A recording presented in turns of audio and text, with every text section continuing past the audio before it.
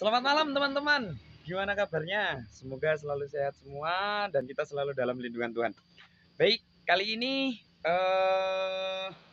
malam-malam yang syahdu, kita mau menempuh perjalanan di rumah salah satu tokoh atau dari salah satu pemain musik ya. Pemain musik ini sudah lama banget dia berkecimpung di dunia musik. Kita mau coba ngobrol-ngobrol bareng, kita berdiskusi bareng, kita ngobrol bareng, nyanyi bareng, dan juga tanya-tanya bagaimana sih pengalamannya tentang musik gitu. Siapakah yang akan kita datangi hari ini atau malam hari ini? Simak videonya, jangan sampai di skip ya. Ingat, buat teman-teman sekalian yang belum like, subscribe, komen, jangan lupa subscribe, komen, dan juga share video ini ke teman-teman kalian agar selalu mendapatkan informasi, agar bareng-bareng kita sama-sama belajar di dalam ranah seni dan budaya, tentunya di seni rupa, seni musik, seni teater maupun seni tari. Oke? The only thing I can see is my own silhouette. I'm getting stronger, step by step. The clock is ticking, but there's no time for me. I've been flying from town to town, from London to Taiwan. I've been all around the globe trying to protect your soul. We are heroes tonight. We will fly above the sky.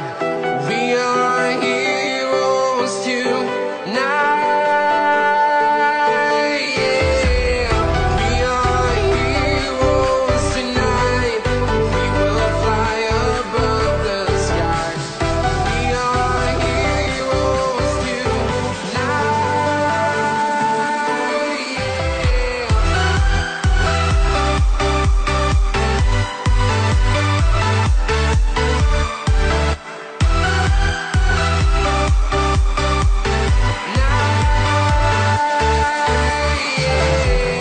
Feel like a dynamite, ready to explode right up in the sky.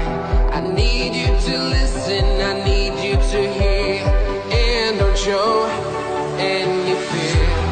I've been flying from town to town, from London to Taiwan. I've been all around the globe trying to. Baik teman-teman, kita sudah sampai ke Pak, kita salam dulu, kita masuk. Beliaunya ada nggak? Gitu. Karena kita nggak kasih informasi sama sekali ya untuk malam hari ini. Jadi kejutan, surprise gitu. Mudah-mudahan beliau ada dan bisa kita ajak ngobrol bareng-bareng. Jom langsung.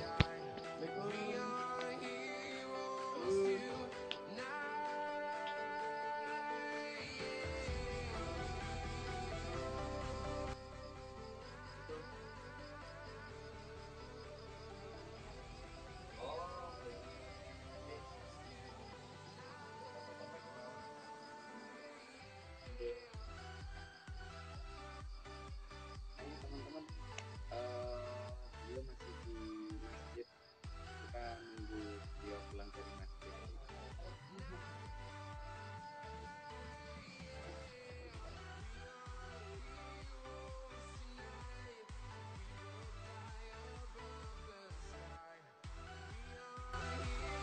Jadi selamat malam teman-teman sekalian.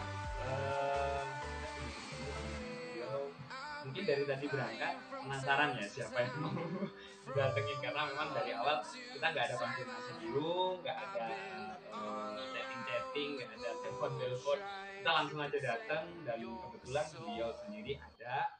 Dan buat teman-teman sekalian, malam hari ini kita akan berbincang dengan beliau, narasumber kita semuanya, yaitu Pak Lulu.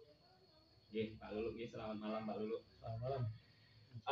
Pak Lulu ini dulu saya masih kecil banget. Beliau adalah salah satu guru musik saya dulu di drum.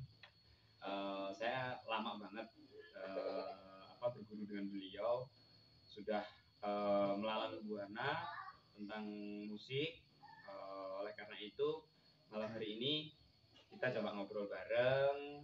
Mudah-mudahan dari obrolan kita pada malam hari ini teman-teman sekalian bisa nyimak gimana sih tentang perjalanan musik beliau, terus bagaimana tentang perkembangan musik yang ada di negara kita. Tentunya buat teman-teman sekalian, saya sering himbau ya, setiap open video jangan pernah lupakan subscribe. Jangan lupa subscribe, like, komen, dan share video ini ke teman-teman kalian yang lain biar kita bisa selalu bagi informasi bareng, bisa belajar bareng, tentunya bisa kita saling berbagi ilmu di situ. Oke, gitu aja buat teman-teman sekalian yang mau bertanya di mana beliau Pak Lulu tinggal, nanti saya akan tulis di deskripsi. Oke, gitu aja Pak Lulu. Sebelumnya saya mohon maaf karena kedatangannya mendadak banget. Karena memang tadinya awalnya memang kita cari-cari informasi dulu kalau kan udah lama nggak ketemu juga, terus gimana nggak pernah ngobrol bareng, nyanyi bareng gitu, nggak kayak dulu. Hilang dari peredaran. Hilang dari peredaran. Gitu. Malam hari ini saya pengen sedikit cerita dari Pak Lulu nih, gimana tentang terkait musik yang selama ini Pak Lulu berkecimpung gitu. Jadi selain itu juga teman-teman juga biar tahu latar belakang Pak Lulu, terus data diri Pak Lulu atau biodatanya, nama lengkapnya siapa, terus pekerjaannya sekarang apa dan gimana gitu, biar teman-teman juga semuanya yang lihat tuh nggak bertanya-tanya ini orang mana sih, keren banget wah gitu. Jadi Pak Lulu nama lengkap? Oh ya, selamat malam sebelumnya para jenenge. Hadirin. Ya. Nama saya Lutfi Ahmad Mustafa.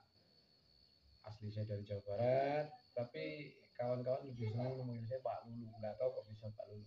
Itu mungkin ketertarikan. Apa nama hoki ya? Nama hoki. Ya, saya tanggal lahirnya sebetulnya di tanggal 31 Mei, cuma di ijazahnya tertulis 30 Maret. Wow, nggak tahu kenapa. Ngenom nih. Ngenom ya, 30 Maret. Dan saya asli lahir di RP2 Rumbia. Oh, ya. Jadi memang dulunya Bapak dari Jawa Barat, dari Bogor pindah langsung ke Rumbia. Ya, oh, memang bumi kelahirannya di Rumbia. Di Rumbia. Iya. Jadi saya berjumlah 10 orang saudara itu. Saya nomor 9. Lumayan ya. 10 orang nomor 9. Nomor 9. Dan saya pendidikan saya dari kecil ada di Surabaya di Kebaru. SMP juga di Kebaru, baru SMA saya di Kota Gajah.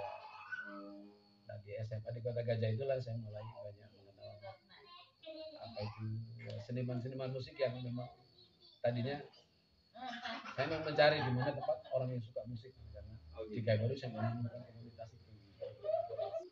Berarti selama ini memang seringnya di Kota Gajah ya Pak? Ya. Terus nih Pak, selain apa itu namanya bermain musik dari dulu sampai sekarang nih, jadi menurut Pak Lulu sendiri tuh musik tuh apa sih sebenarnya?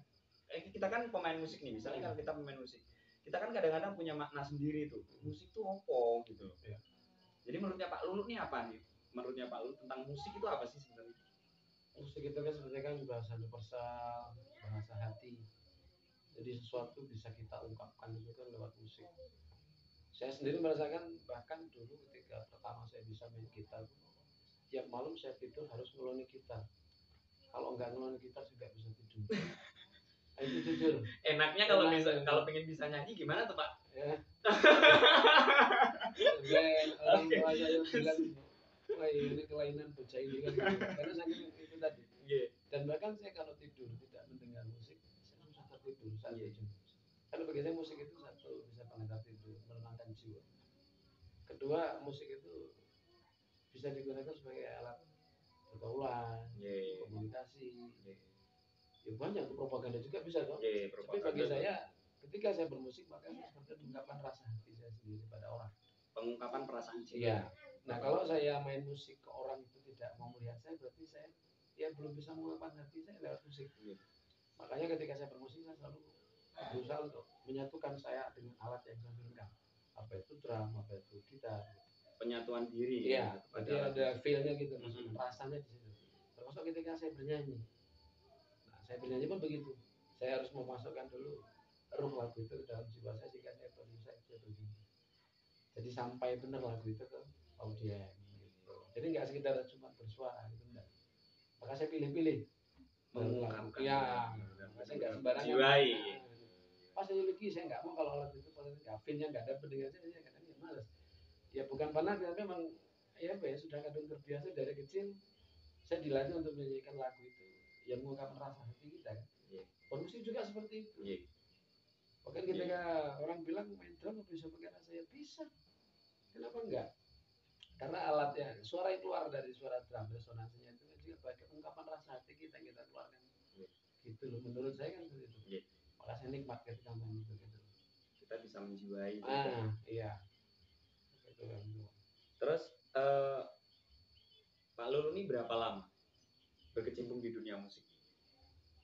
Saya dulu pertama kali bisa main belajar gitar itu sebenarnya tahun 85 saya pertama kali. Gila, gua belum ada. Gitar kemarin itu Mas. Gua belum ada. Kita aja itu. Belajar sama teman-teman Aries itu kan. Nah, baru pada tahun setelah saya bisa benar main gitar, saya mulai coba bergabung di band. Karena memang saya dari kecil namanya band saya memang paling suka. Ada tanggapan di mana saya berangkat nonton. Bahwa itu dilarang sama orang tua, nyebut saya harus nonton band. Dan setiap kali saya nonton band, saya pasti yang saya lihat adalah drum. Nah, saya awal bermain musik manggung itu di acara 17 itu tahun 87. Belum lahir juga. Masih belum lahir juga. Di lapangan GB8 itu ingat betul. Tapi saat itu saya waktu itu masih main bass. Belum pegang drum. Karena saat itu yang suka sih baru bass dan drum belum punya, jadi saya nggak bisa belajar. Terus seni musik apa aja Pak yang pernah dimainkan? Jadi kayak alat musiknya tuh apa aja yang pernah dimainkan sama Pak Lulu?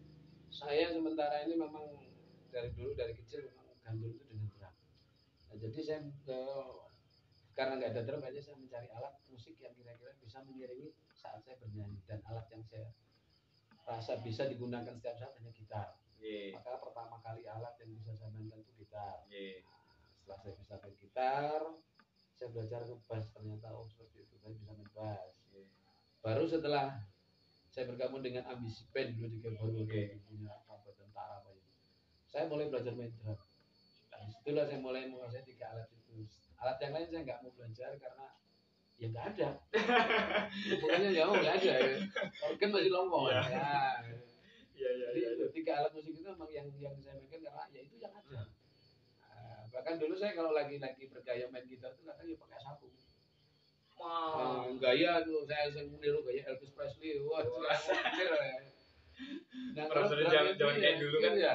Itu ya. Saking bisanya main drum, saya dulu masa kecil sering dimarah sama ibu saya karena ya ember sama panci itu rusak semua. Nyata itu. Luar biasa. Ingat hati-hati ya yang belajar main drumnya. ternyata ini kenapa ember mama pecah. Terus Mas, saya itu punya kebiasaan menurut saya sih nggak buruk. Menurut psikolog nggak buruk, tapi menurut orang buruk. Saya itu punya kebiasaan tangan saya itu gratis. Jadi kalau ada meja, pasti tangan saya bergerak tanpa diminta. Memainkan ya drum itu. Entah lagu siapa saya baca sangat drum sendiri. Itu memang feel atau kebiasaan? Kebiasaan, pokoknya begitu. Kebiasaan. Ada meja, mulai saya main drum sendiri. Iya. Dan sampai sekarang, kalau kaki saya surjanya nggak bisa. Selalu gerak itu kan. Karena memang ada tempo dan ketukan di situ. Ada di sini ada metronome measurement itu. Kayak kadang-kadang kok menang, ya nggak iseng. gimana? Udah kebiasaan. Saking bisa itu sudah terbawa. Oke, sudah terbawa, sudah dalam jiwa kita. Ya. Musik itu sudah seperti kita berjalan saja gitu. Ah. Terus kalau lu dari sekian banyak itu pernah mainin genrenya tuh apa aja? Saya jujur paling banyak itu genre itu memang di musik pop.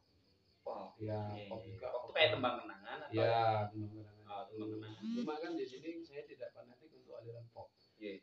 Atau seniman siapapun saya tidak fanatik, saya suka. Tapi memang saya mengidolakan beberapa siapa penyanyi.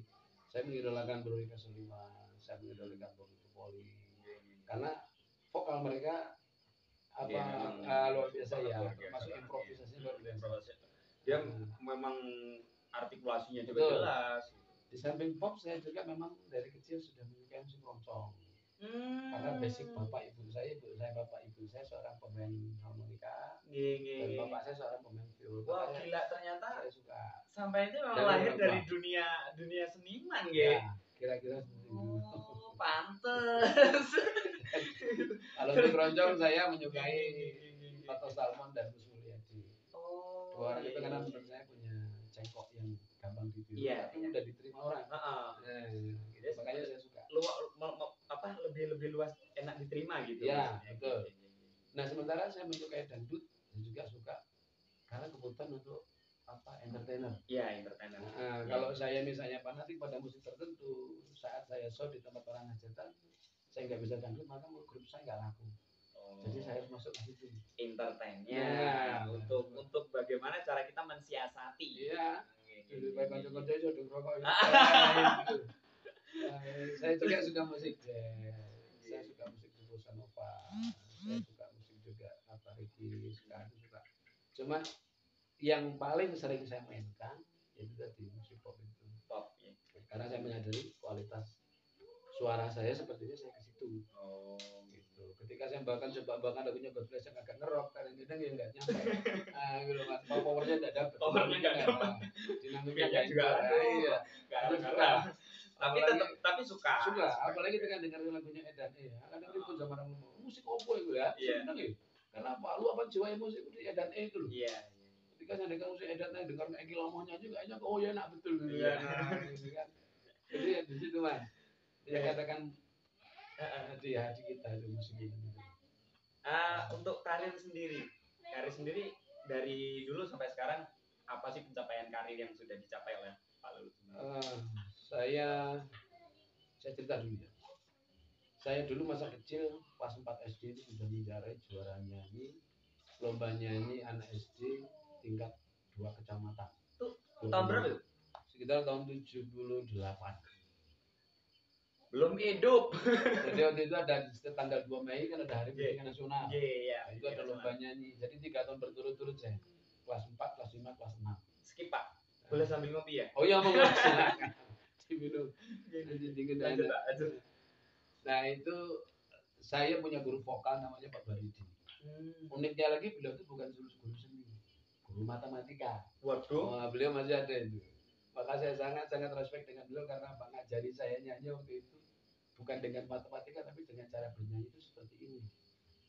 Nah, kebetulan Tuhan memberikan saya anugerah suara yang bisa vibra. Jadi saat itu dari sekian banyak peserta cuman saya sendiri yang bisa vibra, mana dianggap bagi penyanyi cari usai gitu. Jadi 3 tahun itu menang adanya buku Mavinsil, wes wenenge pol Mas. Nah, itu 3 tahun berturut-turut aja SMP karena nggak ada lomba aja saya stop. Saya lebih banyak mendalami di keagamaan. Baru di SMA mulai lagi saya masuk ke dunia musik. Sampai saya berkenal dengan teman-teman Arias Kota Gajah. Dari situ seiring waktu tamat dari SMA ketika itu saya ke Jakarta kerja. Di Pondok Kopi saya sempat bikin grup dangdut dengan anak-anak di sana. Nama grupnya saya nggak ada, cuma bikin grup ya ayo. Nah, 1 tahun di sana nggak jadi karena SDM ya. Saya pindah ke Bogor. Saya di daerah Puncak di Cisarua di Gadok atas waktu itu. Saya bikin grup band namanya Cisarua Indah. Di situ saya main drum, mulai sampai main drum. Sempat main di pub, di kafe. Cuma waktu itu saya sempat di stop, dilarang sama paman karena identik dengan miras. Ya, kalau zaman dulu memang seperti itu. Nah disitulah saya sempat tahun 89 saya belajar vokal itu di Jakarta di Rawasari. Guru vokal saya dulu Mas Windy. Dia ngajari saya cara bernyanyi, cara saya recording rekaman seperti apa, nyanyi seperti apa, dan vokal. Berarti sempat rekaman dong? Sempat. Jadi sambil belajar terus sama dia, saya rekam ya suaramu ya, kita buat recording. Siap. Bahkan saya sempat suruh buat lagu dulu. Suruh buat lagu waktu itu. Nanti lagumu ini yang menang seleksi, kamu diambil Gajah Mada Record. Tentu tak boleh itu. Saya cuma ingat depannya aja. Saat ku pandang wajahmu, hatiku makin terharu. Wah, lupa gue. Dia 89 sampai sekarang. 89 baru lahir. Saya buat itu, saya kirim ke Gajah Mada Record, ternyata ya semua kembali ke gua. Dulu nggak jalan, ada orang nggak jalan mungkin ya. Dari 89 saya pulang ke Lampung lagi, saya ditarik sama Pak Haji Haryono. Ayo masuk ke Punggari ya. Nah, situlah saya mulai ikut band. Karena saya di band masih berjalan di Kota Gajah, waktu itu belum ada HP, jadi kalau mau tanggapan selalu pakai surat. Naik bus itu ya. Nah disitulah saya terus banyak belajar dengan teman-teman di sana otodidak. Nah, seiring waktu saya terus gabung juga dengan Bapak Jenengan, Pak Kondo. Mas bikin campur sari, ayo. Nah, itu dari situlah saya mulai mencintai budaya Jawa. Saya bergabung di campur sari ikuti wayang. Saya tidak hanya mempelajari seninya, tapi saya juga mempelajari filosofi tentang wayang itu bagaimana menghaluskan jiwa. Seorang yang sudah bisa bermusik ketika mengenal musik Jawa maka hilang sombongnya. Wong sak kementus menungso kalau sudah kenal budaya Karawitan hilang kementus. Nah itu saya merasakan. Halusnya kelihatan karena saya orang Jawa Barat. Tapi kenapa saya mencintai budaya Jawa? Karena saya lihat ternyata lebih kompleks. Lebih halus ya. Terus akhirnya kembali ke band tadi. Saya tetap ikut di Aries, ikut di tempat Mbak Kondo ini, ikut beliau dalam gitu ya. Sampai akhirnya drummer saya Mas Denny Kurniawan ditarik Iwan Fals Jakarta. Oh Mas Denny, itu kaitannya dengan Pak Ludo apa? Satu grup. Oh satu grup dulu waktu di Aries. Dia sebagai drummer. Waktu itu saya masih sebagai vokalis, juga sebagai master ceremony jadi MC. Kadang-kadang juga kalau pas main hari semalam saya gantikan di bass. Disitulah saya belajar dengan mereka apa itu power, apa itu dinamik, apa itu metronome. Berarti artinya deket banget dong sama Den. Sangat. Bahkan ketika dia mau berangkat ke Jakarta sempat ke rumah. Waktu mau ke tempat Bang Iwan. Kenapa Den? Luar biasa. Aku mau tes untuk dua harus ya udah. Kamu baca surat ayat-ayat ini ya Den. Mudah-mudahan kamu lulus. Makasih Mas. Sempat sekali dulu nonton konsernya Bang Iwan, kebetulan Bang Denny yang ngedrum. Waktu itu di Jakarta Selatan kalau nggak salah. Ya, biasanya dengan di Sawang jam apa? Ya, Jaduk, yang jam-jam itu. Dari Jogja. Wah, luar biasa banget. Mungkin obrolan kita malam ini menarik banget, nggak cukup 1 jam 2 jam nih kayaknya. Kalau bicara musik mah sampai besok buta saya. Iya. Nggak ada selesainya gitu ya. Oke, Pak Lulu, setelah kita bicara nih terkait dengan perkembangan perjalanan dari musiknya Pak Lulu sendiri, tentunya dari segi itu banyak pengalaman bagaimana sih cara pementasan ataupun bisa bagaimana sih cara buat musik sendiri gitu. Terus ranah yang banyak dipertanyakan tuh gimana sih buat kita yang misalnya kayak alam yang masih baru di dunia musik, terus kita mau buat lagu sendiri nih misalnya, mau buat lagu sendiri, mau buat musik sendiri, apa yang perlu kita siapkan? Pertama yang perlu kita siapkan tuh apa dulu? Jadi gini, saya pernah sebenarnya tak cerita dulu. 2010 saya pernah rekaman di Musika Studio Jakarta ya lagu sendiri. Nah jadi persiapan saya dengan teman waktu itu adalah menyiapkan materi lagu. Setiap kali mau menyiapkan materi lagu kita juga harus melihat bangsa yang ada sekarang di sekarang udah apa. Jangan menurut itu. Jadi anak-anak ini sekarang musik apa yang dia cemarin? Nah, kita mulai menyiapkan materi lagu. Setelah itu baru kita lihat genre musiknya. Mungkin ini senangnya apa? Dangdut. Nah, gitu. Jadi memang biar istilahnya melejitnya lebih Iya, gampang. lebih cepat viral kan karena orang lebih seneng kan. Setelah kita misalkan itu baru kita misalkan benar, jangan lupa latihan itu memang harus konsisten dulu, nggak boleh main-main. Konsisten dalam harus selalu, jadi dan disiplinnya itu paling penting dalam bermusik. Ketika kita nggak bisa disiplin, jangan harap Anda bisa sukses. Karena saya rasakan ketika saya latihan, saya bilang dari 9 datang, setengah 10 nggak datang, kita nggak bisa latihan. Lebih baik saya batalkan daripada saya latihan dengan orang yang biasa memolorkan waktu saat harus berlatih. Luar biasa. Keren. Karena pendapat saya, orang yang tidak menghargai waktu, maka dia tidak akan pernah bisa mencapai cita-cita dia sendiri. Kesempatan dia itu bakal hilang karena dia nggak mau mengejar sekali saja gitu loh. Karena waktu nggak akan berulang lagi gitu. Kesempatan nggak berulang 2 kali kan. Itu yang kedua. Yang ketiga, satu hal ya dalam kesuksesan sebuah pementasan itu, memain band itu kan main grup. Artinya bisa 3 orang, bisa 4 orang, bisa 5 orang. Kalau kita ingin sukses di panggung, maka yang paling penting dalam bermusik itu adalah bisa menghargai kemampuan yang dimiliki teman main. Kawan mainnya. Iya, satu grup. Saya sampai main drum, saya ngebass. Ketika main sudah bagus, ya saya nggak boleh melebihi kemampuan yang saya bisa. Iya. Malah kacau kalau itu. Iya. Malah merusak suasana. Nah, lebih baik kita tuh bodohi, maka sukses konser itu.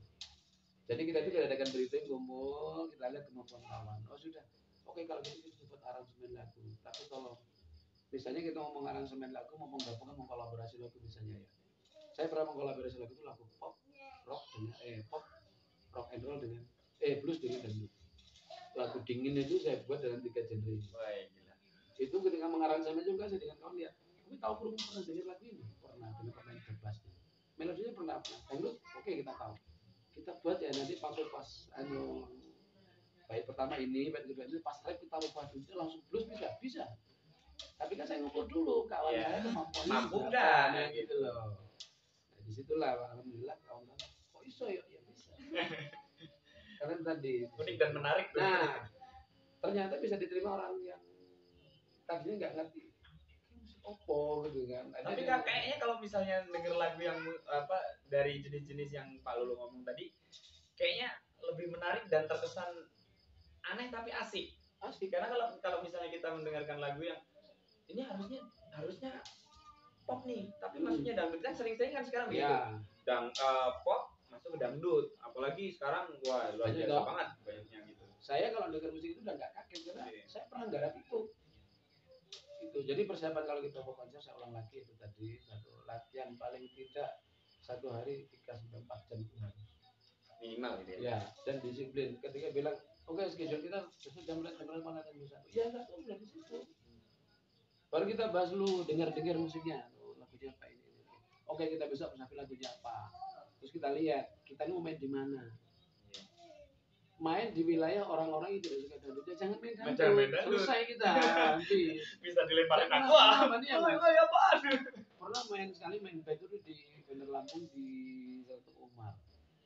Jadi saat itu kami main, itu open lagu, starting Pak Lulu nyanyi ya, oke, saya ambil MC nyanyi. Saya main lagunya agak lumayan berat, lagunya berat. Kok nggak ada respon dia? Terus Mas Dedi itu main melodi, Mas, jadi lagu apa ya? Nah, jangan ya yuk. Fokus di sini main dangdut, kita coba. Kita kan band, nggak masalah kan. Sama Cik Haryono, nggak apa-apa coba yuk. Begitu saya nyanyi lagu itu, single emang atau dolar begini terus goyang. Oh berarti masyarakat seneng. Iya. Nah itu kita melihat masa pasarnya harus dan nggak boleh egois. Kalau memang mau diterima harus seperti itu. Memang luar biasa ya Pak. Kita harus menjadi seorang peneliti secara tidak langsung harus meneliti ini konsepnya udah harus gimana gitu. Saya nggak boleh ego, nggak boleh. Ya aku dulu main kok ini. Jadi contohnya ketika saya main musik, maka saya harus tahu saya main di mana. Lagu yang saya bawakan pun saya nggak berani bawakan sembarang lagu. Mau tahu kurung orang ini. Yang kedua, ketika saya menyanyi juga sama. Saya harus tahu orang sini senangnya apa, termasuk ketika saya jadi MC. Saya harus tahu mungkin ini kena dijagoin ora. Yang datang di sini ini pejabat atau orang seperti saya. Itulah kunci sukses ketika saya di sebuah pementasan. Luar biasa. Jadi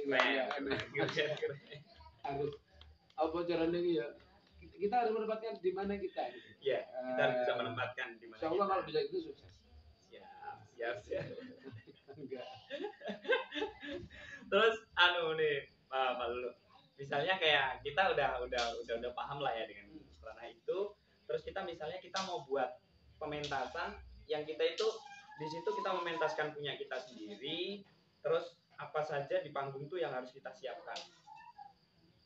Menurut Pak Lulu tuh konsep itu apa saja yang harus kita konsepkan secara biar semua konsep itu bisa tertulis dan tertata rapi gitu loh. Itu apa saja yang harus kita persiapkan dalam konsep itu yang harus kita tata. Selain kita di sisi belakang tadi kayak Pak Lulu ngomong ada kita butuh latihan, kita butuh konsisten, kita butuh tepat waktu, on time banget lah pokoknya intinya di situ. Tapi kita melihat satu stage atau panggung itu konsep awalnya tuh apa aja yang harus kita persiapkan di situ. Kalau saya kan dulu sering ngadakan event, saya pernah punya event organizer ya. Jadi kalau kita sendiri mau tampil, kita butuh juga seorang konsultan yang memang menguasai satu tata panggung. Terus kita butuh seorang sound engineering, itu harus itu. Ya. Kalau penataan panggung biasanya sih nggak seberapa ini sih. Yang paling banyak itu biasanya alat yang ditata sekaligus yang paling penting lighting. Oh, lighting. Lampu pencahayaan. Karena kalau misalnya latar itu biasanya nggak seberapa. Ya. Orang lebih suka pada lightingnya. Nah, lighting. Itu kan kalau malam Pak mungkin kalau nggak malam juga kan mungkin nggak terlalu ini sih ya lightingnya ya.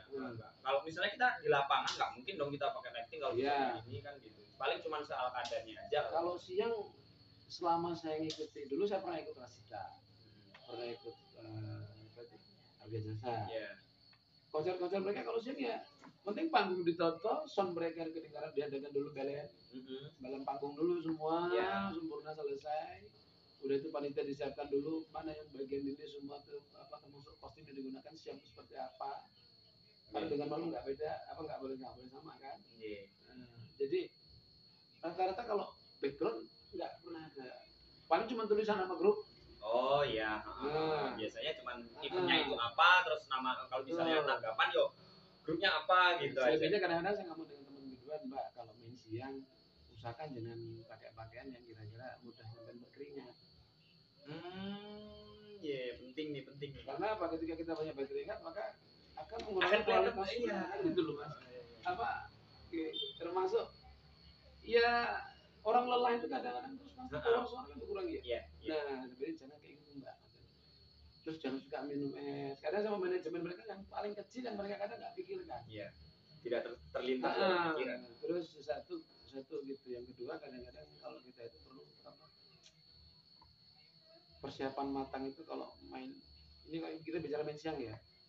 Kalau main siang itu yang pasti itu tadi ketika kita bisa menempatkan posisi panggung itu kira-kira kita mau lihat main kita itu jam berapa.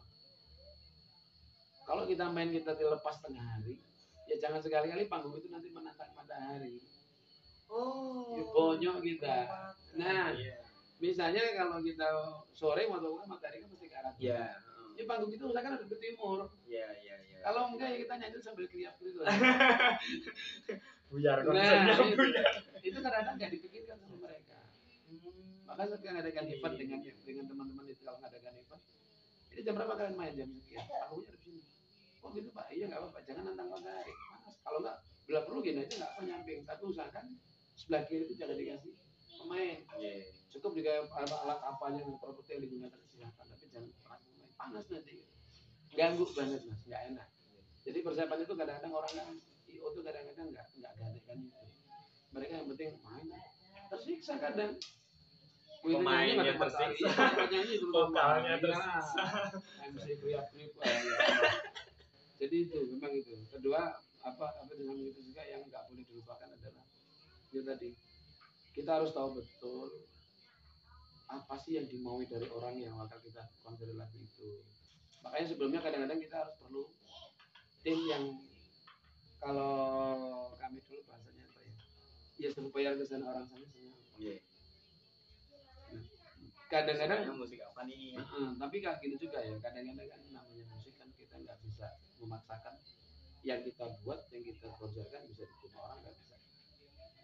Tapi paling tidak kita juga harus bisa apa, merubah lagu yang ini yang kadang-kadang berat. Misalnya saya dulu pernah minta buat lagu itu sebenarnya pop. Tapi kalau saya buatkan pop di sini, ketika saya main orang ini pasti nggak seneng. Itu terpaksa saya buat dangdut karena mengenai dangdutnya. Walaupun negara yang menjerat lagu tak dangdutnya ya, tapi karena memasukkannya itu minimal dia kenal dulu lagu saya. Baru aslinya nanti ini loh lagu aslinya itu sebetulnya. Dan itu banyak loh mas, bukan hanya saya. Banyak musisi-musisi kita seperti itu.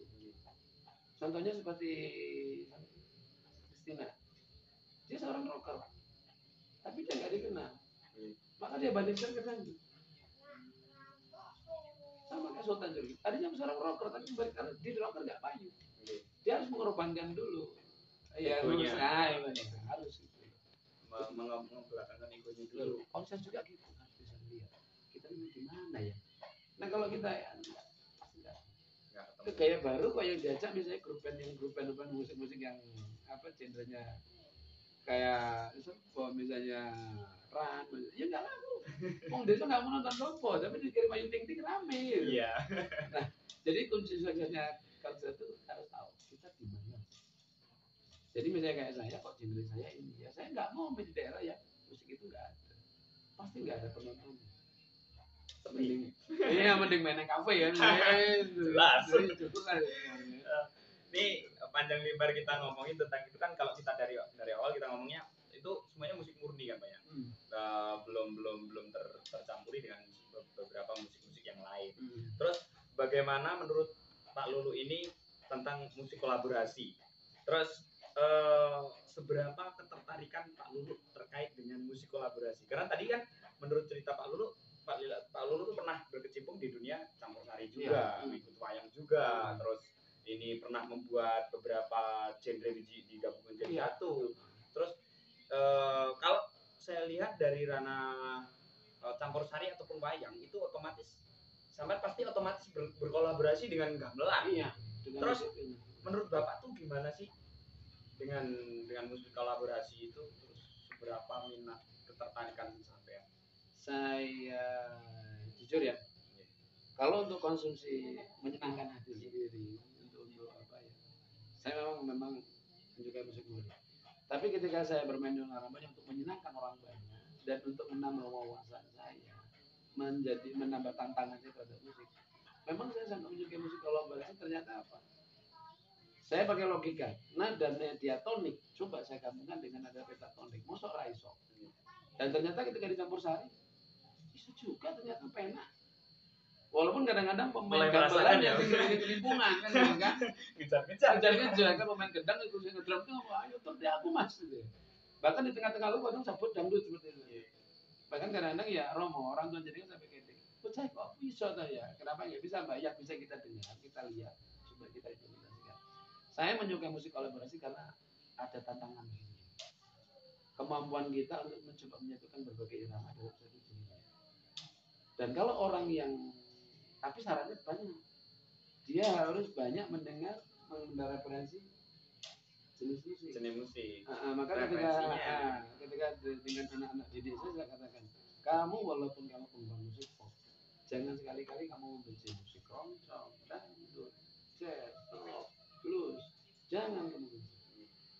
Dan kalau bisa minimal satu hari satu kali pernah kamu dengar, supaya tahu oh bedanya jazz seperti ini, oh bedanya bossa nova ini, oh jazz itu kayak gini toh. Ketika kita pernah mendengar, maka di otak kita akan mencoba ya kalau ini tak gabung bisa enggak gitu. Tapi kalau kita nggak pernah dengar ya nggak bisa. Logikanya seperti itu. Nah, makanya waktu itu saya langsung bisa dengar ketika memberikan lagu Benci Tapi Rindu buat dalam tiga genre. Orang kok bisa Pak Yesus kenapa enggak? Mau sama-sama musik-musik Gregorian yang menggunakan nada diatonik. Begitu jangan masuk ke campur sari dengan bagus, begitu latihan juga. Wah, kayaknya yang asli kayak gitu dari teman Mas Armaji. Kita buat aransemen dua aja ya. Itulah khusus gitu. Itu tantangan saya kenapa saya suka kolaborasi, karena di kolaborasi banyak tantangan ide-ide saya bisa tertuang. Tapi kalau di musik murni, ya saya ngikuti apa adanya itu. Iya, alurnya seperti itu ya, seperti itu. Harus itu genre kita ngikuti itu aja kan. Artinya saya nggak bisa kemurnian musik itu sendiri. Saya nggak bisa berinovasi. Paling terus gitu. Lalu lu misalnya suruh milih nih, misalnya meskipun Pak Lulu memang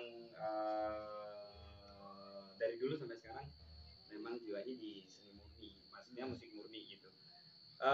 Kalau disuruh milih nih sekarang, menurut hatinya Pak Lulu, dari seni musik murni dengan kolaborasi pilih yang mana? Ini suara hati aja, suara hati gitu. Kan udah pernah nyoba tuh dua-duanya gitu. Jadi gini Mas, ini pertanyaanmu ini agak menjebak saya. Kalau nurani memang saya dari dulu sampai sekarang ya tetap menyukai musik murni. Tetapi untuk untuk kolaborasi saya juga sangat menyukai karena apa? Di situ saya bisa berkreasi. Tempat kreasinya berarti letaknya sendiri-sendiri ya. Nah, jadi saat saya bermusik murni, saya paling ya itu sudah awalnya bedanya ya jalan tol itu. Iya. Tapi ketika saya mulai kolaborasi maka saya sudah jalan arteri. Oke, nah itu bisa jalan natif. Artinya apa? Saat misalnya saya lagi duduk, saya kadang kalau mencari inspirasi musik bukan dari yang jauh-jauh, kadang dengar suara kode. Kok kode itu tiga binatang, tiga suara bisa. Karena bisa diinspirasi. Mungkin saya pernah ingat begini dengan waktu saya gabungkan antara apa itu namanya temung ya, temung dengan alat band. Begitu juri karena nggak ngerti, ya dikalahkan karena orang itu nggak mampu. Ternyata apa? Saya nggak bisa menilai bahwasanya menggabungkan dua alat musik ini tidak segampang yang dibayangkan orang. Tidak segampang membalikan telapak tangan luar biasa. Seandainya antara pemain bandnya dengan pemain musik tradisional ini nggak sehati, nggak jadi. Apalagi lagunya apa itu? Teman lagu bendera. Bendera itu waktu 17 Agustus kalau nggak salah. Itu kalau orang yang ngerti, kok gamelan dia instrumen gitu kan? Tapi kalau mereka sudah sehati, padahal gamelan ini kan pentatonik. Iya, pentatonik. Digabungkan musik diatonik. Nah, disitulah saya kalau suruh milih, saya juga milih ini karena saya bisa berkreasi. Iya. Artinya pilihan-pilihan kita tuh ada ranahnya sendiri-sendiri. Ada alasan sendiri. Bukan berarti saya nggak setia ya, tapi memang itu yang iya. Teman-teman sekalian, luar biasa sekali pembicaraan kita. Mungkin tinggal satu pertanyaan Pak Lulu. Biasanya ini kan kita apa namanya, di sisi lain juga saya kan pernah jadi murid Pak Lulu dulu waktu di drum. Terus ini dari dulu sampai sekarang, alat musik yang dipegang sama Pak Lulu atau yang paling disenangi, yang paling maksudnya tuh di hati tuh ini banget lah, itu alat musik apa? Drum. Ya, tetap drum. Guru drum banget berarti. Karena saya dulu ya itu tadi, ya saya cerita ya. Umur 7 tahun saya pernah di kebun itu singkong itu tak patahin, tak candul itu tepat jam. Jadi main itu sampai ibu tuh marah ya. Tutup panci ya bukan aja tutup panci mulai baknya itu jebolnya atau ya itu saking. Iya. Itu penjiwaan apa ngawur? Saking membayangkan ketika saya nonton waktu itu kan. Iya. Ketika zaman kecil saya dulu ada acara Aneka Ria Safari. Iya. Jadi kalau melihat pemain drum itu kayaknya oke banget dia. Kita gagah banget. Nah, iya. Apalagi ketika melihat Muri, melihat Jali Topin drum, melihat Cindy Luntungan. Terus terakhir begitu saya melihat pesonanya, melihat Denny drummernya Iwan itu, enak Pak Iwan. Nah, cuma sampai sekarang. Dan saya dulu sempat kalau pagi ketika masih punya studio musik, setiap pagi itu habis waktu itu sih cuma 1 jam. Pernah sempat punya studio musik itu? Iya, jadi setiap 1 jam itu harus main drum. Dan main drum nggak seperti orang main drum nggak. Jadi saya waktu tahun 2004 sekitar itu saya punya studio. Jadi saya kalau lagi main drum itu mata saya tutup, saya ngelihat dulu tempat alatnya baru saya main drum. Jadi ketika saya ada yang salah, saya buka. Salah berarti saya nggak fokus. Harus fokus lagi mana saya. Makanya kalau main di atas panggung lagi ngedrum, saya sudah nggak perlu melihat ini topnya di mana, akhir di mana. Sudah terbiasa. Oh ini gini karena setiap pagi saya 1 jam tutup mata hanya latihan. biar nggak keliru. Dan itu saya lakukan dengan berbagai genre. Luar biasa. Nah, itu mas, jadi kan nggak pernah tiduran itu. Tapi seneng. Baik teman-teman, menarik banget kayaknya kalau kita misalnya pertanyaannya makin banyak cerita nggak akan selesai juga karena bahas musik sampai subuh. Habis dong memori bapak. Gitu. Pak Lulu, boleh dong kita main musik bareng. Kalau misalnya ada musik nih, kalau nggak bisa, kalau ini satu hentaan, dua hentaan lah biar tahu nih Pak Lulu gimana main musiknya. Iya nggak teman-teman, ya nggak, biar nggak penasaran lah gitu loh, main musiknya gimana, suaranya gimana kan gitu. Ya nggak, setuju ya, setuju. Oke. Oke, sembari Pak Lulu nggak ada kata nggak mau ya, harus itu. Ini teh sudah begitu, videonya harus begitu nih. Gitu. Jadi sembari Pak Lulu mempersiapkan kesediaannya, kita sambil ngopi, skip dulu ya sebentar, tunggu selanjutannya. Kita dengarkan suara merdu dari Pak Lulu. Tak coba ya, mas saya dulu punya lagu yang saya senang. Saya senang karena lagunya ya musisi dari timur, dari Papua. Lagunya Black Brothers, judulnya Terjalin Kembali. Saya kok senang banget dengan lagu ini. Lagu ini nggak salah ya seperti ini. Sejak kau putuskan cinta di malam sesunyi ini, hanya titik air mata mengirimmu pada dia yang pertama menyentuh hatimu. Luar biasa, keren. Rekan itu gua kena dijaluyan ngorowati.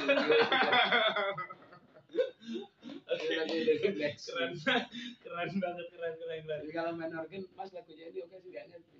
Ya, karena memang sudah lama ya. Tahun sekitar 70-an. Waduh, belum lahir lagi tuh. Dari tadi belum lahir semua. Tapi lagu-lagunya luar biasa enak gitu. Makanya saya suka. Kenapa saya juga murni kan itu tadi. Ketika nyanyi lagu ini karena yang nyanyi jiwa saya. Bahkan ketika saya jadi maksudnya kalau mau kemulang anak-anak di kelas, kadang mereka nangis karena pengalaman pribadi. Yes. Ngomong elengan kan dulu kan. Elengan gitu. Oh betapa mesranya cinta pertama terjalin kembali. Asik. CLBK loh. Wah iya. Itu kalau anak-anak sekarang kan modelnya CLBK. Iya. Cinta lama harus kembali. Gara-gara reuni ya. Gara-gara reuni. Oke. Abis ini kita mau coba kolaborasi nih ya. Saya nyanyi, Pak Lulu yang iringin. Oke, kita coba Kota Solo ya, bareng-bareng. Selamat mendengarkan teman-teman sekalian.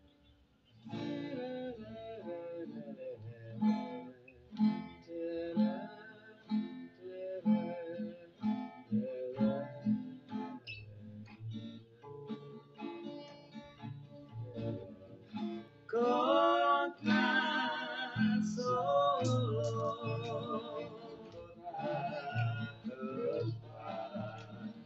kesediasi,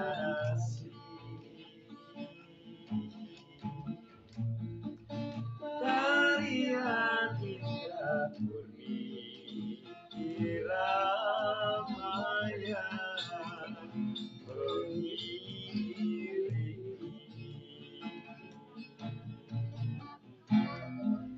banyak porsi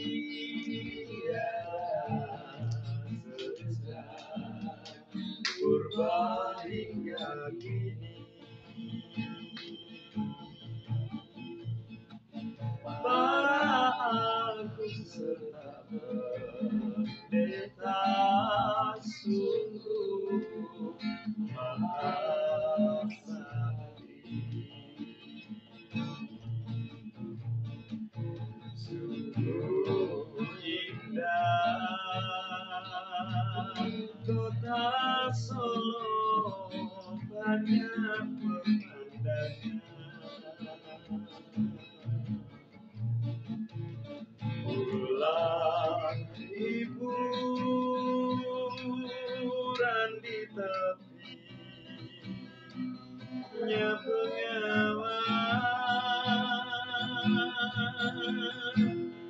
kota Solo yang mencari dan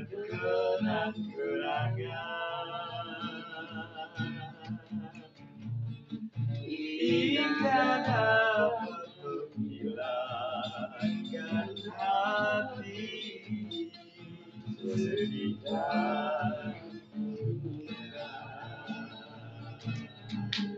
aplaus yang meriah. Oke, baik teman-teman, terima kasih banget buat Pak Lulu yang sudah nemenin obrolan pada kesempatan malam hari ini. Terus buat teman-teman, mudah-mudahan perbincangan kita malam hari ini bisa membawa satu wawasan baru untuk kita belajar bareng, kita mencari pengetahuan bareng.